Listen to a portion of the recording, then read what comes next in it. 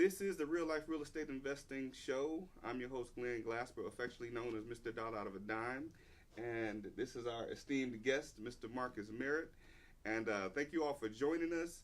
And we're going to be talking about today I like to have those topics, Marcus, that people really don't pay a lot of attention to, that attention to detail that in our business we should really be paying attention to. Exactly. So I like to have these types of topics to bring to people, to educate them on the different things that we may be missing. And I appreciate you taking the time out to come and talk to us and teach us some of the things that us, we pay attention to the figures and the numbers and the rehab and all that stuff. But a lot of times, those of us that are rehabbers or wholesalers and things like that, we miss the very important details that are related to marketing. And I have with me none other than the master himself, the sensei. We're actually sitting in his dojo talking about marketing today, and I want to have Marcus give you an opportunity to give a little bit about your background, Yeah, definitely. where you're from, what you do, who you are, Yeah. where'd you take your cape off and sit it when you came in? There you go, bust the shirt open with the ass on it. What you got going on, sir? Yeah, definitely. First, I want to say I love marketing, networking, meeting people. It's a passion of mine, and I think with anything you do, you have to be passionate about it. Yes. So I think ever since I was young, I've always liked being with people, talking to people, networking. That just all was in my field.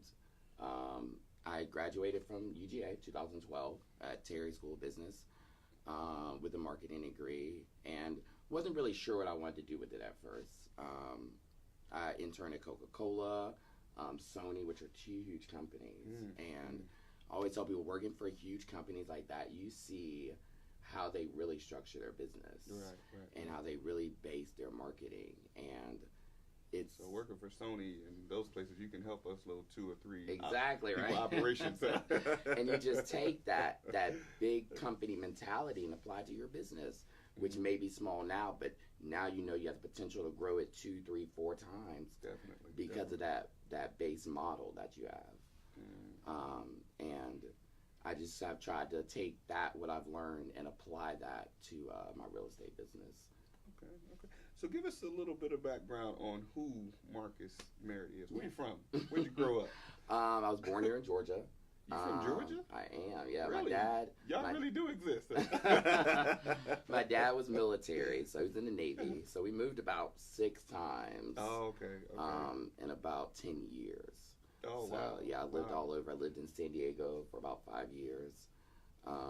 Lived in Memphis, Charleston, and Virginia. And then moved back to Georgia in '98. So I've been here ever since. Okay, good stuff. So, good stuff. yeah. You're not that old to have moved that much, man. Well, if you know anything about military families, trust me, you adapt quickly. Good stuff. Good stuff. So, actually, what I want to do is tell folks that are joining us, thank you all for joining us. But don't forget to go ahead and share this in your news feed, share this in the real estate groups. We want to make sure we share this information as much as possible. Sharing is caring, is what they tell me. And if the information is great, which I'm sure it will be, go ahead and don't forget to give us some hearts and likes and things like that. So just so we know you're paying attention to what we're saying. So, Angela says hello. Hey, Angela. I love Hey, Angela. Yeah. So when you say, you say use the big company mentality for the small company, what are some of the things that you see that those of us that are doing real estate, what do you see? What are some things that you see that we might miss? Yeah, definitely. Well, first off, I think people want to brand themselves. That's a really big thing. Is you want to make yourself a brand. It's awesome to start a company, an LLC, and all of that, but you have to have a brand for yourself. So when people think of you, they correlate that with something. So if you are Atlanta's best investor, you want your name to be synonymous with that name.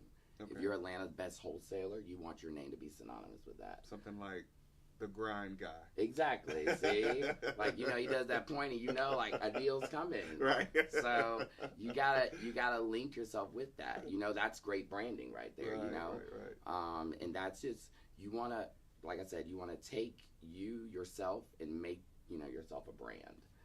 So? Would you say something like, some this crazy thing this guy here used, something like Mr. Dollar out of a dime? Exactly. Would you say that's catchy? See, because people know that. Look, they know they got a deal coming. Right. So branding, and I've come to understand that branding is very important. Branding is key. I had to get over. Somebody told me. With the flyers that I do for the different events, I was like, I don't want to have myself on every flyer. Like, well, you're branding yourself, and I had to kind of, get, come to grips with that. So would you say, branding is key? So is branding would be, is that where we should begin in our marketing and doing what we definitely do? Where you want to start off, especially, being an unknown, you really want to start yourself as a focal point. I tell each investor or agent or wholesaler, anybody I work with, start with one thing. Don't take on too much. So take that one thing that you're really good at or what you really want to be good at and brand yourself off of that. So if you want to start as a wholesaler but work your way up to owning commercial properties, that's awesome. But start branding yourself as that one thing first. Once you get that down, you're able to grow that so much more. Got it. So if I'm starting as a wholesaler, I should brand myself as the wholesaler. Exactly. Because you're creating credibility for yourself. Got it. Okay. And now people are able to link you with that. So once you move up to that next level, it's going to be a easy transition because they already know he's awesome at this. There's no reason he's not going to be great at this as well. Absolutely. Man, that's great information, man. We can just end the show right there. That's $1 million worth of information right there, though. So in branding, what are some of the steps to take to branding? So how does an unknown get their name Exactly. out there? Well, you definitely, like you said, you want to start with the business name. Even if you're doing a DBA, you still want to have something catchy that people can, latch onto. And once you get that down, you definitely want to have a logo that kind of correlates with that as well. So you want to have all those kind of steps in place. So when people see that logo, people hear that name, people are going to automatically think of you. They might not even need to see your face. They're going to automatically think of you because they know that. Something like Phoenix Investment. Exactly. See? People hear Phoenix Investment and they're like, Marcus. Right. So and that's how you want that correlation between the two. Definitely. Because that, like I said again, that's going to be what's going to take your business to that next level. Absolutely. So we have hi Deanna Britt says hey, Deanna. Nina says good morning Marcus and Glenn. Awesome. Good morning, Nina. Good morning. I love Nina's always hanging out with us. So and now a logo is as important as the person's individual brand themselves, would you say? Depending on your strategy you're using. Now if you're working with multiple business partners, definitely. You definitely want that logo to kind of distinguish your brand altogether as one. Got it. For somebody doing something solo, maybe not as important, but down the line, you still want to have that at some point. Got it. Because, like I said, if you're going to continue to grow your business and get larger, you're not going to be able to go to everything, but that business and that name is still going to be out there to represent it. So, absolutely. There's plenty of times I can't go to different networking events or something, but maybe an associate of mine will go or somebody will go and they'll hear Phoenix Investments and then they'll think of me, even though I'm not there. Absolutely. So absolutely. Good that's stuff. kind of that base you want to have on that. Man, I feel like I should be paying you for this. It's such validation, though. Get your notepads out. See? So, guys, really pay attention because I can honestly say I appreciate you sharing that, really, because it's validation for me. Because some of what you're doing is the things that I've been practicing. Not that I'm a marketing guru or anything. I just copy what other people are doing. But you've taken, obviously the time you've been in the business and learned trial and error, so you know what works and what doesn't. And that's awesome for you. But maybe for somebody starting out, if they don't want to go through, 2 or 3 years of trying to find that out, here's steps now you can take to really get started with that. So. And it's very important, and that's something that I learned early on. I was, when I had a marketing mentor some years ago tell me one of my motto or my phrase, I guess if you will, when I started my initial investment company was taking over the world one house at a time. And I thought it was the best thing I'd ever heard. And she told me, she said, no, you can't use that. I said, well, why can't I use it? She said, well, imagine yourself going to someone's house who's in foreclosure, and you're handing them this card that says, taking over the world one house at a time. And they're thinking, oh, you're coming to take my house, you know, that kind of thing. I was crushed, man. I had to get all new business cards printed all over again.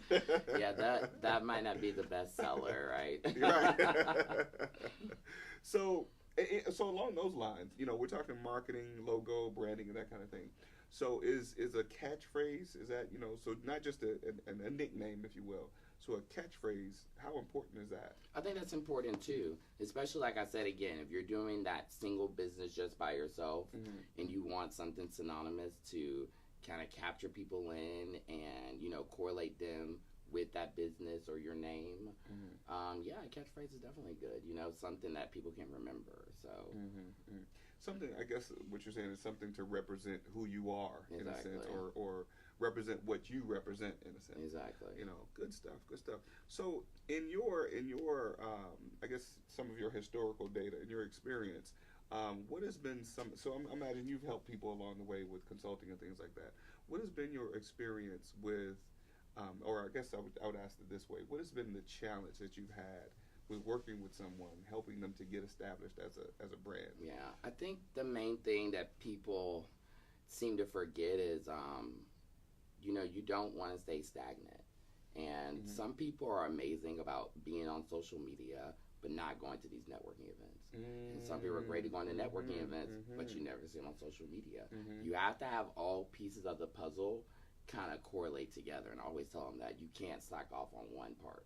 So you're going to be on social media, you're going to go to these networking events, and you're going to, you know, continue to keep working. You got to have all those pieces of the puzzle flowing together.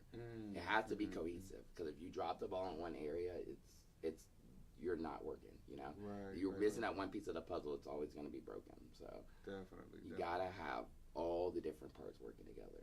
So they have to be on social media, going to networking events and things like that. Definitely. So that I mean, like you said, like it can be consistent with, okay, I know you from, like, and I have that happen sometimes. You know, I see people at events, and I'm like, hey, they say you look familiar, and I'm like, I do. Where you know me from? Like, it has to be social media. Exactly. See. But you know that's absolutely makes sense. I mean, I think we connected in a sense through social media, and then we met at an event, you know, things like that. So I could see how very important that is. And I think that helps with keeping your brand and keeping who you are, you know, congruent in a sense of, you know, at least this person is real. You know, because people see people on social media. You know, you can be anybody you want to be on social media. Right. But when you show up and then, you know, you have to have that conversation about who you are. You know, it does. You know, come all together. And you have to make it a focal point. You know. Especially if you, I mean, there are plenty of people who do this business part-time, but most of us do it full-time, you know. But whatever the case may be, you have to make time for it. Definitely. And I always tell people all the time, networking and marketing are two things you cannot slack on. So with marketing, let me ask you this: with marketing, how major of a role does networking play in that? I know you gave us a simple, I mean, to me, I think it's maybe the most important. I'm sure there are some people that might disagree, but at some point, like I said, your business is going to stay stagnant if you're not reaching out and meeting new people constantly every day. I'm sure you've experienced. There are new people coming into this industry all the time, and if you only stay in this one lane, you're never going to know these people. Right. And these people might be people today that a year from now surpass you. Yes. You know?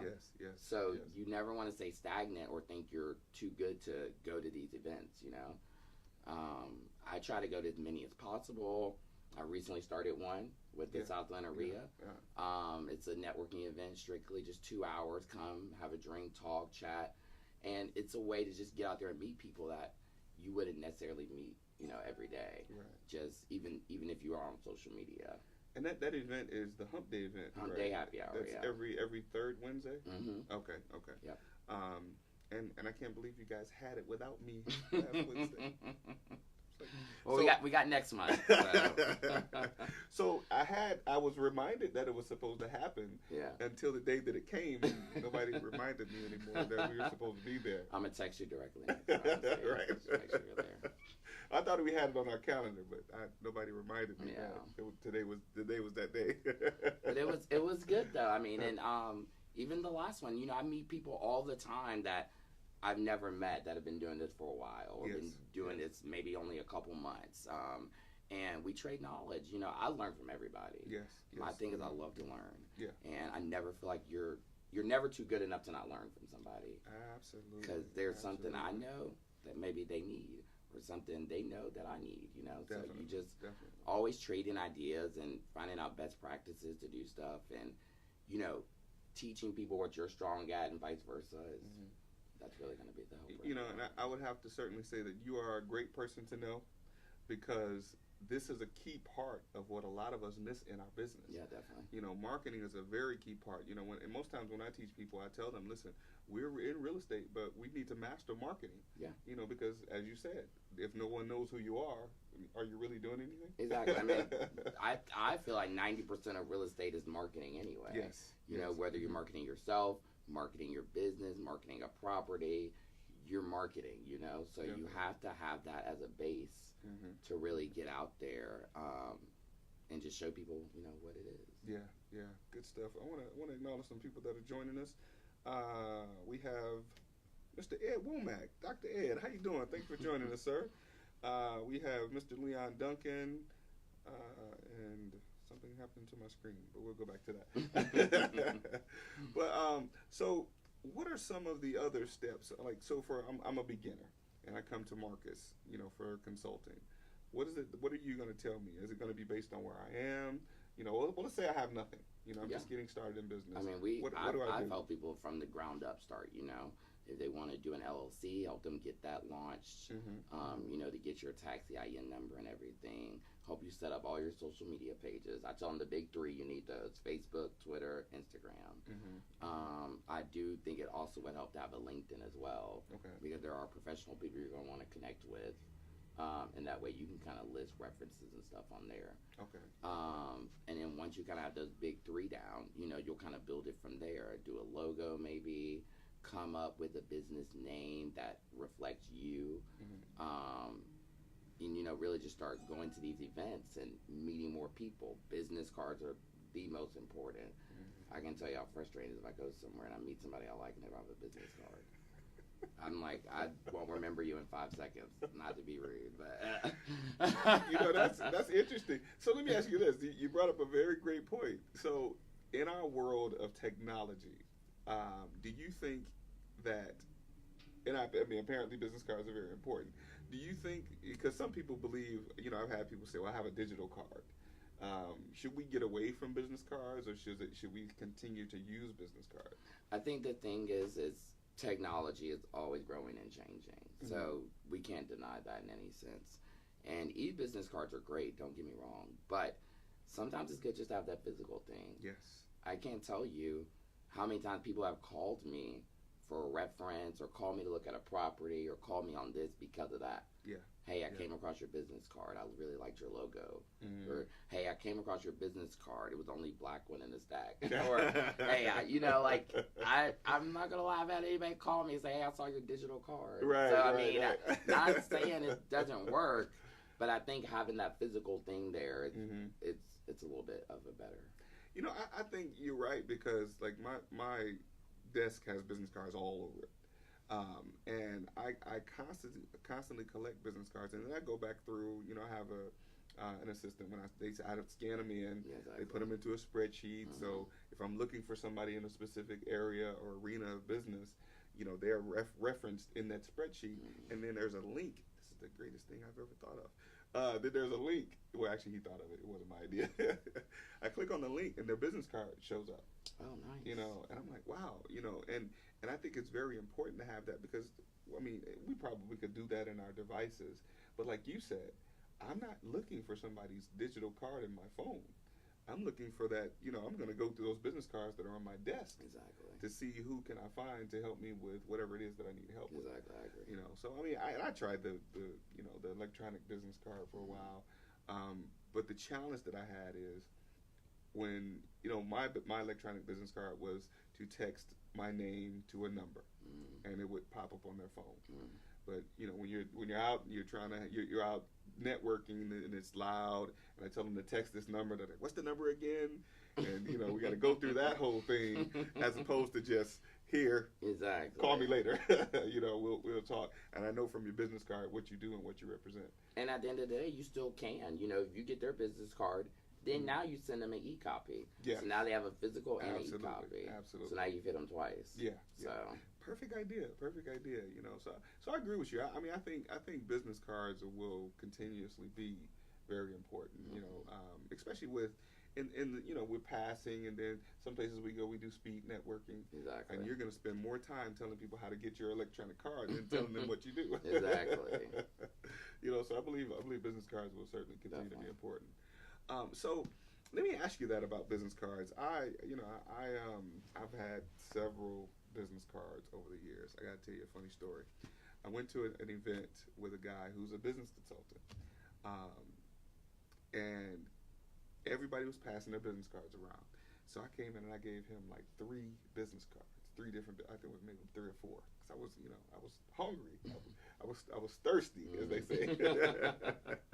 So I wanted everybody to know me for everything that I did. Yeah. And at that time, it was recession time. So real estate for me had dried up a little. Exactly. And so I got into everything else. And I had business cards for almost every single thing. And he said, "Don't you ever come in here and pass out 4 business cards."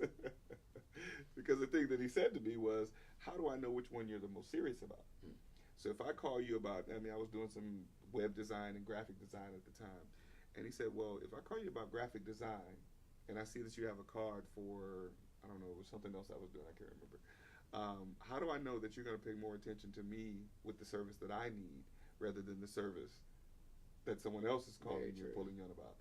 So I was like, wow, I really had to change my mindset about that. And that's crazy you said that, because I stress that to a lot of people as well. Because we meet multiple people in this industry that have multiple different streams of income that they're promoting. And I'm all for that. But you have to have that one that you're focused on and you're like amazing and awesome at. And then once you are established in that and people know your credibility off that, the other stuff will just come to you. Yes. So I tell people all the time, the way that me and Patrick have structured our business is I am strictly focusing on our acquisitions, acquiring property, ones that we don't keep, we wholesale off. Running all of our business as far as the social media, marketing, and all that, while he's managing most of our projects, like on the ground, checking on our renovation projects that we have going on and stuff. And that just kind of helps separate it, so they know that we offer these 2 things, but they're not going to confuse me with the actual person doing it versus the person that's finding the property and promoting them, Great. So you want to focus on that thing that you're really good at, promote that, and once you build that credibility off that, the rest of it will come. That's great stuff. That's great stuff. So for a business card design, let's get into the nuts and bolts of that, because I've like I said, I've designed or had quite a few different business card designs over the years. What would we say are some of the things that are catchy? Would it be color? Like, what are some of the things that are catchy in handing a business card? Well, I'll tell you this: working for Coca-Cola and Sunny, you learn a lot about marketing with different colors and stuff. So red is one of those colors that initially attracts people. Got it. I didn't know that before that, but once I learned that, I thought it was very valuable information. And you want, I think with business cards, you want something that's going to stand out, but you don't want to be too bland or too different. Got You want something just enough to catch your attention. A nice name, a good logo, all your information on there. Just something where they connect you with that again. Like I said, it's all about that branding, connecting you, the person, with this card. So, like for instance, for me, I did a black business card, which is traditionally different than like a white one. with red and gold lettering on it with my business emblem. Okay. So it's a little bit different, but I'll be honest, everybody that's called me about it says, I looked for the only black card in the stack. Yeah. So, it's a standout point because they obviously know right when they meet me, okay, this is the guy with the black business card with the red phoenix. So I'm not gonna forget that. So make a note that we're gonna get black business cards now.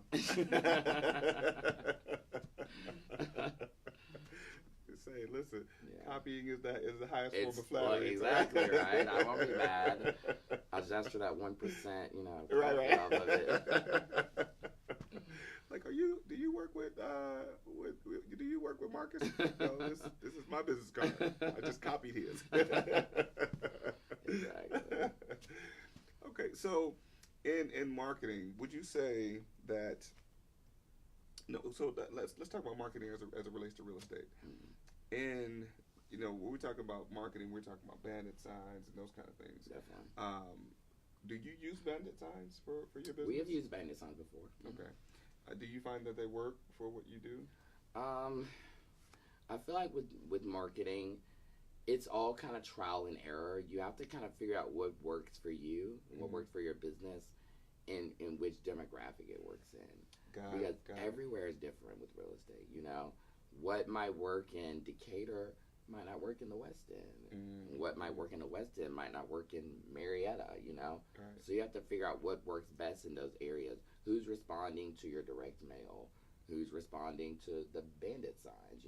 Who's responding to, cold calling? Like what area are you getting a better representation from? Got it. And then that's kind of where you want to focus it there. So it's kind of trial and error in each area, but you want to find out what's specific for that. Okay. So I want to go back. We were talking about a brand new person coming in trying to figure this whole marketing thing out.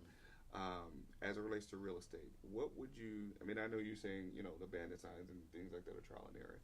What are some of the main areas I would focus on as a new person getting into real estate? We talked about networking, business cards. If I'm trying to close a deal by the end of the week, what should I do marketing wise to get myself exposed to get that kind of definitely? Well, like you said, first off, if you want to start with social media, I mean, there's 30 or 40 Facebook groups you can join. What if I only have 39 Facebook friends? That's okay. I'm sure once you join these groups and tell them you got a deal, you're going to have 439. You know how that is. So it's easy enough to get yourself out there on social media, but that's only one part of the puzzle. You really have to go and meet these people in person. Because like you said, again, I mean, you can hear 1,000 stories on social media, but once you have to meet them in person and get to talk to them and get to know, what exactly are you buying? What area do you like to buy in, and you find out a little bit more about that person. It really helps connect you more, and maybe they don't have a buyer for it, but they can connect you with somebody else, Okay. So really, like I said, if you're doing this full-time, part-time, whatever, you really have to invest yourself in it, and just get out there as much as possible, especially if you're just starting out. Yeah. So, I try to go to as many networking events as I can, but with everything else that's going on, it's kind of difficult. So how would I, so if I wanted to begin networking, are you familiar with any groups that a newbie investor would start out with to get exposed to? I mean, definitely I always tell people, I'm part of the South Atlanta RIA, and we do great work there. But any of the RIAs are good. I've been to the Georgia RIA before. I've been to the Atlanta RIA. Any of those are very knowledgeable. And a lot of times at their main meetings, I mean, they'll have hundreds of people there. So that's always a good place to start. And a lot of times I know they'll do free for guests.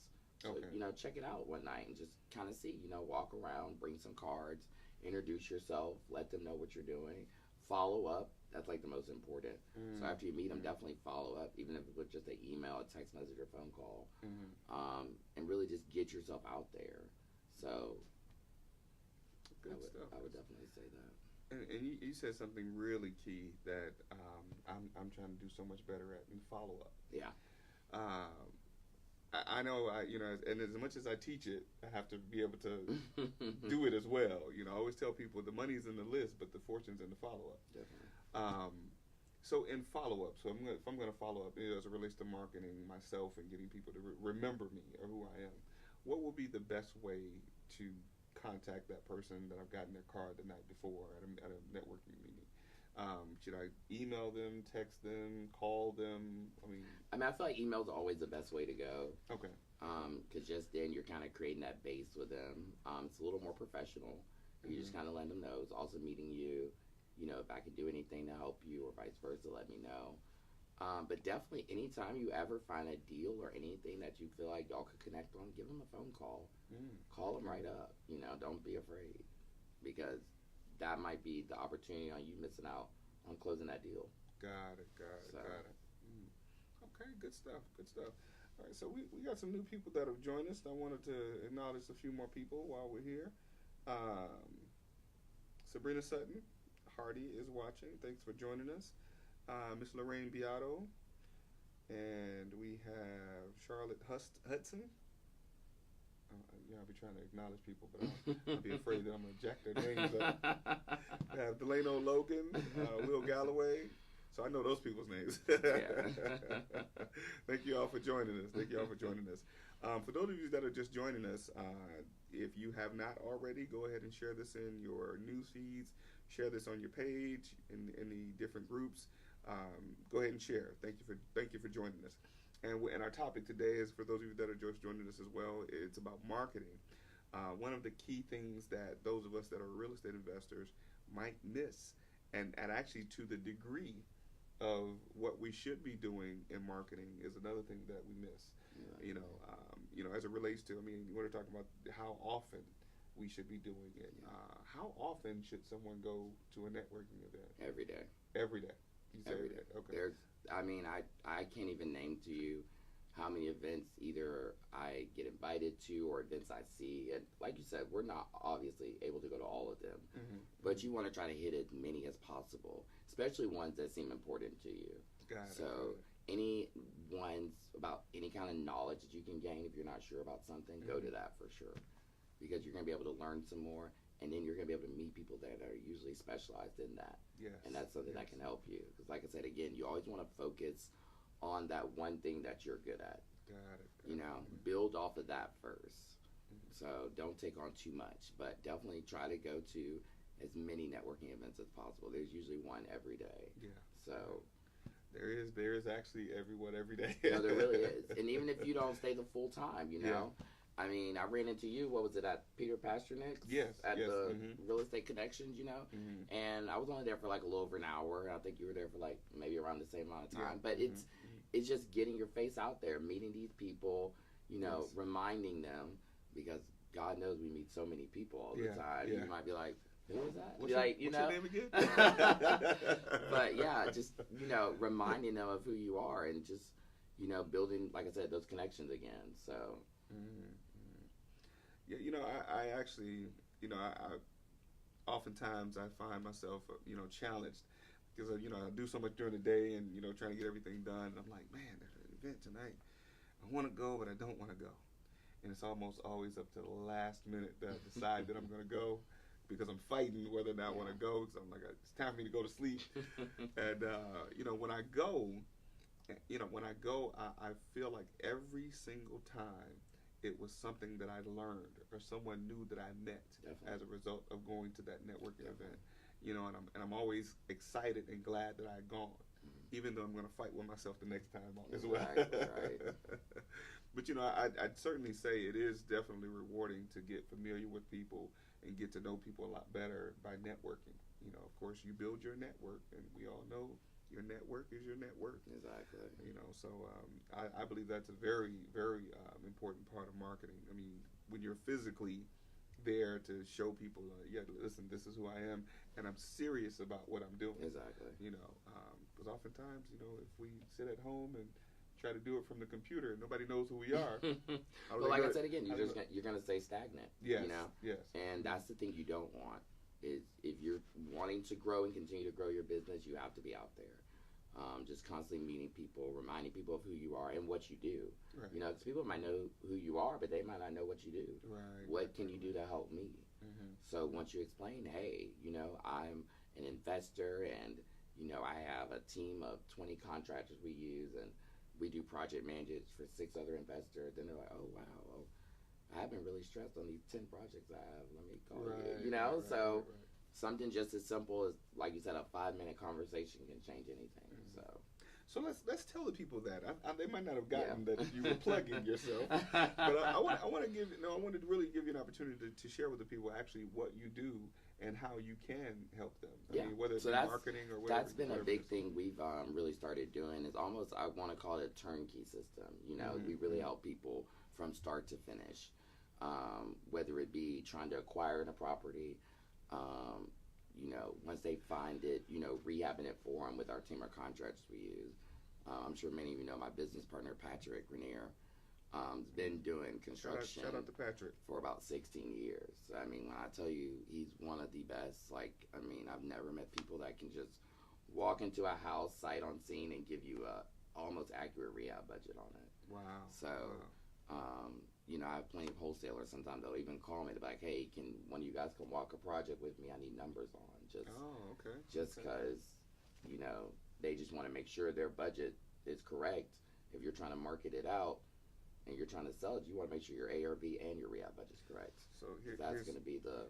Here's where I'm going to get in a little bit of trouble. Mm-hmm. Wholesalers still check rehab budgets? Don't tell them I said that. But that's what's going to establish you from the ordinary. Right, you know? Right. Like I said again at the beginning, if you're going to do it, be the best. Yes. And if you don't know it, reach out to somebody that does. Mm-hmm. So, you know, it shouldn't be anything for a wholesaler to call somebody up and be like, I have $100. Can you come look at this house for me and give me an accurate rehab budget? Mm-hmm. You know, spend 2 hours out of your day just walking this property with me, making a list of everything that needs to be done and how much it's going to cost. Because that way, when you're selling it, now you have confidence behind it knowing. Mm-hmm. Because how frustrating is it if you find a deal, and let's be honest, I mean, I got 40 emails this morning, and you find a deal that seems interesting to you, and you're asking questions, and now you have to go and spend 30 minutes on a computer looking this up, searching this property, looking up tax records, running comps. Like, no, I mean, if I'm giving you $150,000 of my money, I think it's not a lot to ask for. It's a little bit of information. So, Marcus, I love you, man. You know, it's so interesting that you said that, because I find in our now fast-paced world of real estate investing that so many people, wholesalers, say, do your own due diligence. Okay, I get it, but I'm spending like $150,000, $200,000. Is it not a terrible thing? Is it a terrible thing for me to ask for you to have done some work to justify the money? We're getting into a wholesaling conversation. That's okay. We'll talk about that. This is part of marketing too. It is. Is it a terrible thing for me to ask for you to justify the amount of money that you're earning by giving me some solid comps, a solid rehab budget, or something around, a round figure close to what it might cost? Is it too much to ask in your marketing when you send me over this deal? I'm trying to say, this lead, we'll call it a lead. When you send me over this lead, is it too much to ask that you have done some homework to make it easier for me to make a buying decision? Exactly. Does that make sense? Exactly. And I find that in people's marketing, they don't do that anymore. They don't. And, when we started doing our marketing blast, I really wanted to model myself after Mike Chorwenka. Yeah. Yeah. He does excellent. His flyers that he does, I love it. I'm not gonna lie. Yeah. He has all the information on there. You have pictures, the address, purchase price, the rehab budget with a breakdown of what everything is gonna cost. Not saying that every wholesaler has to be that detailed on it, because clearly he has a whole team of people working behind him. Right. But I mean, if you kind of structure yourself off that and see that every deal he closes, and you're wondering why you aren't closing some, that like there to me is like the middle ground key that you need to add in together. Yes. So maybe giving them a little bit more to be able to make that decision is the difference between closing a deal and not. Right. So Right. That makes absolute perfect sense. yeah, And that's the thing I think we've gotten away from, and we've begun to accept it. exactly. Yeah. Some of us that are buyers, we begin to accept this can I say this, half a marketing. We begin to accept the half marketing that people do, and people buy it. Exactly.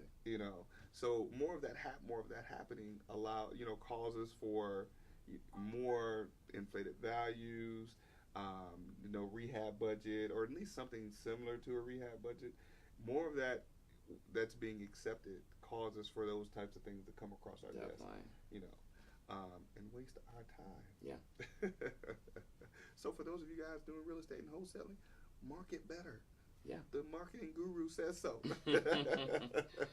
And I mean, I'll tell you too, because through me kind of building up our social media, I have actually had people out of state reach out to me wanting to invest, wanting to, help them find a property for them and, basically fund the rehab for it, to flip it for them, Wow. And again, like I said, if I'm telling you what I'm needing, I don't think it's too much to ask for those few things, So if I'm basically telling you, hey, I have $200,000 right now to buy a property, I just need five things, an address, a rehab budget, some comps, ARV, and how much time to close it out. That's it.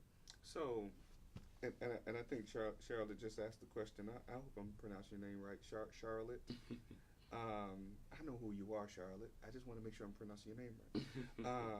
And she says, and why do wholesalers these days talk about no? That's a great question. No due diligence, but says do your own due diligence. Exactly. And I think again that ties back to networking, marketing, speaking with people. All that ties in together. When I meet with sellers on the property, I'm pretty frank with them. Because I'm kind of a blunt person. So. And is there some other way to be? I mean, there are people that walk around it. I just feel like I just kind of almost hit them in the face with it, and I let them know, this house is only going to sell for this much. So this is how much I can offer you, and once we go under contract, I may have people come in and look at the property and be able to do inspections and stuff, and you explain all that up front to them, Absolutely. So that it's not this, like you said, a period of where you can't do due diligence. And then you want us to go under contract before you even in the house. Like that's not, you're not marketing yourself properly. You're not marketing that property properly, because if that was the case, you wouldn't be doing that. So, I'm so trying not to get this into a wholesaling conversation and stay out of trouble, by the way. Exactly right. And stay out of trouble. But yeah, no, I'm not going to say some of these things that I want to say based on what I'm hearing here. But when I look at those types of things, I mean, even the point that Charlotte made about when a wholesaler says to do your own due diligence, but they say when you want to do a contract on the house, there's no due diligence, period. And I have to ask the question, how is it that that's working for some people? Well, for some people, if you buy in a specific zip code or a certain area, it may work for you. If like for me, I like 3 1s, 1,000 feet bigger, 30310, 30311. So if you send me a house in that area and I run the numbers and it looks good, I may put it under contract, just based off that. Not knowing I get inside, it might be fire damage or a hole in the floor, or who knows, but that's kind of that risk you're taking, I guess, But I mean, you're right. You're seeing more of now where people aren't doing that, and these deals are falling through, or you're getting buyers who are saying they're cash buyers and they're using hard money, and it's just tying up the whole process longer and longer. And eventually these sellers are getting frustrated and they just go and list the property on the market, But I've seen that probably more in the last 2 or 3 months than before. So it's all about being able to talk to those people and really let them know from start to finish. And then once you acquire that property, really just marketing it properly, Definitely.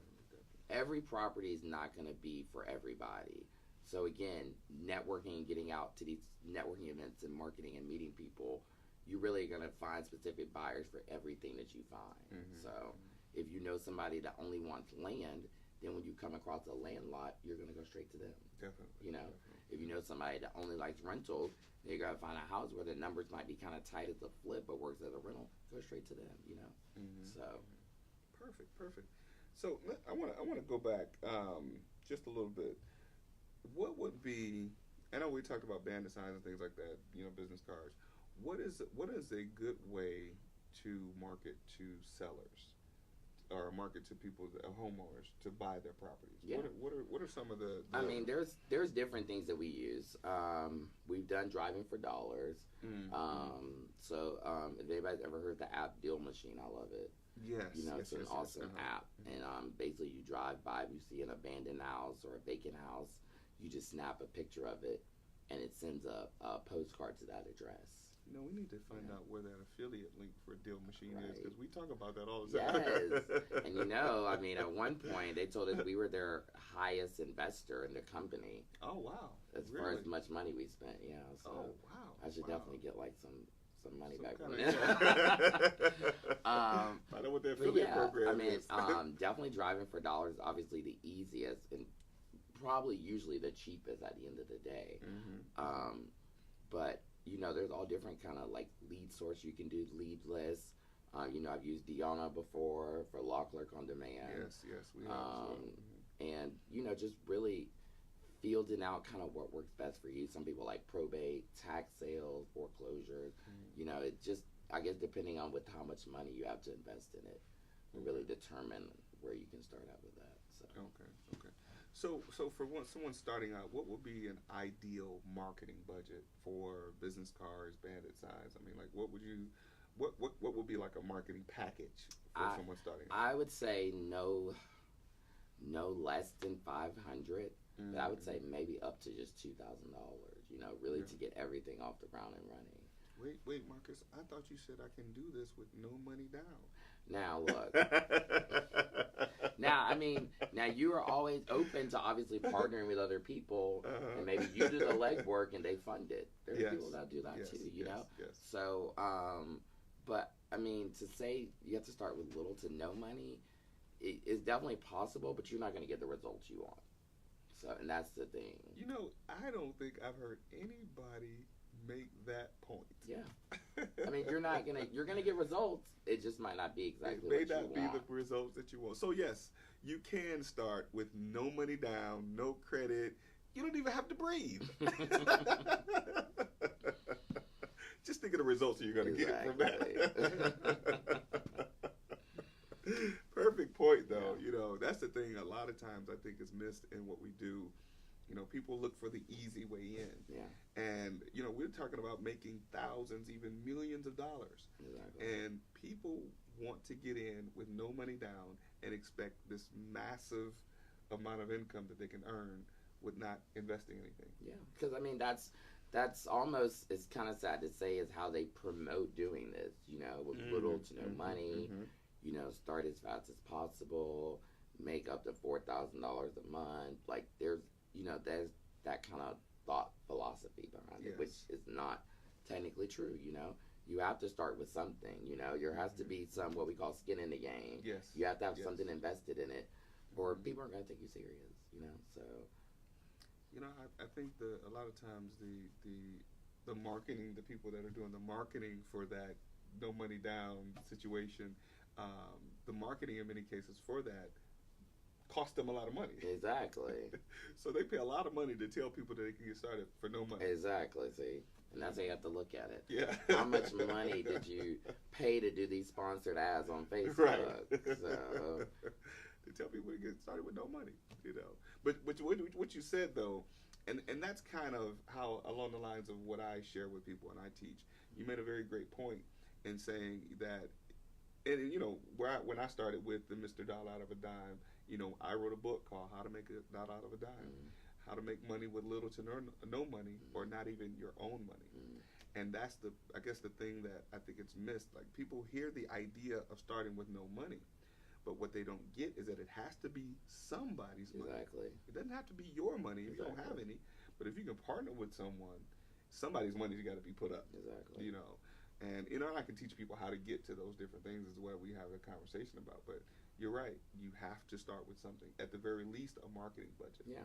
And and that's what, again, bringing it all back, networking and marketing yourself out. I mean, I'll be honest with you, right before you walked up on me at the Real Estate Connections, I met a lady that wants to invest $150,000 with me. Wow. And that was just based on a 10-minute conversation we had talking. Right. And she doesn't even live here. So that's the thing is she felt so deeply about our conversation. And, looking at my social media pages, my website I have, seeing the projects that we've done, that she really, contacted me the next day and said, hey, I'm ready to invest $150,000. So it's, people, like you said, you don't have to use your own money, but market yourself and network yourself out so that people believe in you. Yes. You build this credibility that what you can do, and then they have no problem giving you the money. I mean, it'll come a lot easier than you think, actually. Yeah, I heard it from Marcus. Marcus is going to be teaching a class on that, and it's going to be $59.99. Yeah, you got to pay for it. It just didn't have to be your money. Exactly. See, you get your lender to hand you the money, and right. Just let off that. But this is great stuff, man, and I want to make sure we're this is the thing that I was just talking to one of my partners about yesterday. It's about educating people. And I think the more we work on educating people, especially in the areas that they may not even consider, like marketing, I believe it would make life and business easier for all of us. Definitely. And the more we get people who are misrepresenting what we do, then that's when it starts to cost us even more. Exactly. So I mean, this is great stuff for me. I want to. Okay, you can with no money down with the right money partners. Yeah, good stuff. So I actually want to open up for you guys who have questions that are joining us. If you have any questions for Marcus, Marcus has some great knowledge in the area of marketing and real estate investing. I want to make sure we don't let them forget that you're not just here about marketing. You do real estate investing as well. And we talked about what you guys do as far as project management, and I'm going to be hiring Marcus and this team as well, because I don't want to do everything myself. Yeah, no, I mean, it's like I said again, we were talking about, you always want to focus on what you're good at, and then reach out to other people where you're not good, and through that process of working with them, you will probably learn it, and then maybe someday you'll be an expert in that and able to help somebody else. So always, I think connecting and working with people is awesome. I probably have 8 or 9 people, I think, on a daily that I talk to, that I'm connected with, that help me in some form or fashion. I know Angela. She's awesome. Yes. She's not only a investor but an agent too. Right. So a lot of times questions I'll have about properties, I'll go to her with about. And she's very knowledgeable in that sense where I'm not. And she's helped me learn a lot more about that, Great stuff. Like I said, again, with Patrick, he's been doing construction 16 years, so I'll walk properties all the time where I'm like, I'm not sure about this. Is it some subfloor issues? And I'll get his expertise on it. Right. He'll help with that. So it's, you want to focus on what you're good at, and then connect with those other people that, you might be struggling with or not sure about, and really just use each other, So are you saying that one person can't know everything there is to know of course not, no. And that's the thing for me about real estate is I like the fact that people come together and really work together for the most part. Absolutely. Absolutely. And it's all about helping each other be greater, To me, there's no competition, honestly. I want to help you be great and vice versa, You want to help me find a deal and vice versa. And where you might help me today, it might take me 6 months to help you, but it's going to happen, though, Absolutely. And I think that's really where, again, you build your relationships, and going to these meetings and networking and marketing yourself properly on all the social media platforms is really what's going to help with that. Great stuff. It's almost like we rehearsed this, because you built up to a perfect point that I want to make. When you're talking about there's no competition, and we're talking about collaboration and working together. So I definitely have to give a plug for the collaboration tour. Shout out to Ramon Tukes, man. Ramon Tukes and the Flipology team are doing some amazing things, man. The collaboration tour, I happen to be honored to be joining them in Detroit For those of you that are in Detroit, if you're not in Detroit, go to Detroit this week. It's a lot happening in Detroit this week. Yeah, it is. People are just missing out on the opportunities in Detroit. But this week, actually, as a matter of fact, tomorrow night I should know the name of the hotel, but we'll put it in the comments. So pay attention. For those of you that watch it on the replay, it's at. I can't remember the hotel. Somebody watch and tell me the name of the hotel. Somebody check to find out what the name of the hotel is. But it's tomorrow night from 6 to 9. I'll be speaking on a panel talking about wholesaling.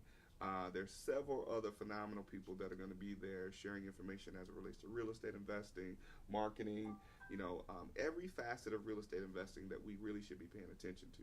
That's happening tomorrow night. I'll actually be going to Detroit today. So if anybody's just watching now that's from Detroit, I'll be in Detroit this evening. So let's get together and talk real estate. I'm open to that. And then on Saturday, I'll be teaching a wholesaling masterclass. And you have to invest in that. That's $129. The wholesale masterclass, you can actually register for that at realliferealestateinvesting.com/masterclass. And to register for the collaboration tour, you can find that on Eventbrite. I don't remember the link to that. Go to Eventbrite and search Collaboration Tour, and you'll find out about the one that's happening in Detroit. That's the best way I can do it. But the good thing about it is, I'm sure that all this stuff is on your social media pages. Yes. And see, you don't even need to give marketing. Me the address. See, you just go to social media and you'll find it. Right. Definitely. And, that I really want to make sure people get this information, because what you're saying, like what you're teaching us about today, about marketing, what are some of the things, what else do you have going on? I mean, I know we talked about Hump Day. Yeah. Hump Day is every third Wednesday. Yeah. Is it already passed for this month? Yes, it was last week. Yeah, I missed it last week. Yeah, I missed it. Can you have another one next week? Yes, it's gonna be August. It'll be August. So you got a couple more weeks out. But yeah, like I said, for me, I really love focusing on that networking group. Just because, like I said, for me, I love going to the networking groups and meeting other people. And for me, it's not even necessarily you meet me, but I like kind of connecting people, like being a connector. Yes. So you tell me what you need, and then you tell me what you need, and then I connect them all together. So that's like one of the most important things for me that I really like. Like I said as well, focusing on the project management, which has been awesome. Really just helping new investors or even seasoned investors that might be too busy, just have too much going on, and just kind of bringing our crew in on it. See, and relieving some of that stress, you know? Yeah. And, just being able to go by a project once a week and be like, oh, this looks awesome, versus every 5 days, run to Home Depot or going to Builder Surplus, or you don't have to do all that stress. Man, we'll do it for you. I've been there and done that. I got the T-shirt. Exactly. See, my T-shirt says "Real Life Real Estate Investing." Exactly. Not as seen on TV. Yeah. But that's what happens in what we do. You have to do all. It's a lot of moving parts. And then I'm definitely looking to work with more investors as far as helping them build up their social medias. Okay. And really launching their businesses for them. Good stuff. Yeah. So let's talk about that. Let's talk about how people can connect with you to help them to do that. Yeah. Well, my Facebook page, Marcus Merritt, is my personal page. Business page, Phoenix Investments ATL for Facebook and Instagram. Phoenix Invest ATL on Twitter. Or our website, www.phoenixinvestatl.com. And you can see links of, obviously, like I said, all the work we do, kind of services we offer, and really just check us out and, hit me up if you have any questions. I love to talk to people. If you have any questions about real estate, I can help you with. Any questions about how to help your marketing, maybe what's working and what's not, definitely let's connect. So Good stuff. I finally got the information to that. That's at the Hilton Garden Inn, downtown, 351 Gratiot, Detroit, Michigan. 351 Gratiot, Detroit, Michigan. That's going to be where the collaboration tour is going to be happening tomorrow night from 6 to 9. And there was one other question I think someone had for you, Marcus. Let me pop back over here to it. When you market your properties to buyers, what are your best tools that work for you and your team? Yeah, so Definitely for me, I feel like you want to have kind of the big threes. You want to have pictures, good pictures, of every room, outside, inside. Definitely have a accurate rehab budget, because to me that's just going to eliminate a lot of the time period that they have to do. So if they look at it and see it's an $80,000 rehab and they only want to do a 50,000 or under, they automatically know that's not going to be a good buy for them. So there's no question or going back and forth. And then just providing good comps and ARV numbers, so that way they can check that if they need to, or if they feel confident enough looking at ours, they already know they can move forward with it. So not having too much going on either. I see a lot of email blasts where it's either not enough, just an address and do your own due diligence, or too much where they've given you a 2-page paragraph about how the buyer moved out in '94 and the grandma broke her leg, and then now they can't afford to live there anymore. And Right. not to be rude, but I don't need all that information. Yeah. I need the basics, So kind of make it short and sweet to the point, but have enough information for them to be able to make a decision right then. I read emails, and in 30 seconds, I either know, am I interested or not? Yes. So that's kind of where you want to hit it. It's in that 30 seconds. Make sure they interested or not interested. So, that's great. That's great. I was actually reading a comment that someone else made, but I really want to just kind of circle back to that. When you're marketing to buyers, and that's the thing. You said some real key stuff that I want to make sure our wholesalers are paying attention to. Not too little information, not too much information, but just enough to make a buying decision, like you said, within 30 seconds. If I look at the email that you send me, I know I got pictures, I got an address. The wholesalers getting away from even putting addresses in their on the emails now. How do I know if I'm buying this? How do I do my own due diligence without an address? I don't get that. Yeah. Pictures, address, comps, repair budget. Just something that you may think about the property. You know what I mean? Exactly. Or just something that makes enough sense for me to say this is a good deal for me. Now, of course, I know I have to do my own comps, my own repair budget. I know I have to go and do that part.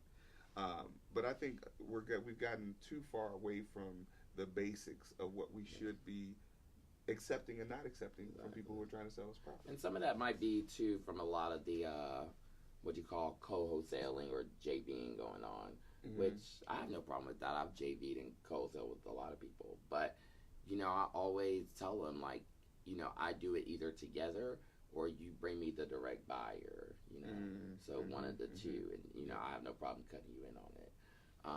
But a lot of times, maybe they got the information from a wholesaler, got the information from another wholesaler. So you're right, they don't know all the information on it. And that's where it gets kind of lost in translation. They should take the time to get it, though. Exactly, right? Just reach right out. Right. Do your own due diligence. Do your own due diligence. All right. So did you gave him your contact information, how to get in contact with you? Okay, good. All right, listen, folks. I think that's our time. We're being signaled that we have to wrap. So listen, I want to thank you all for joining us. Thank you for always supporting the show. Those of you that are regulars, and those of you that have not watched before and you're just watching now, thank you for joining us. Wherever you're watching, connect with me on Instagram at Real Life Real Estate Investing on Instagram, or Mr. Dollar Out of a Dime, or at Real Life Real Estate Investing on Facebook, or Glenn Glasper on Facebook. That's our show. Mr. Marcus, thank you for taking time out of your schedule. Thanks, guys. I know you got a million things to do today, so we're going to let you go. Thank you guys for joining us, and we'll see you guys next week. Have a great week.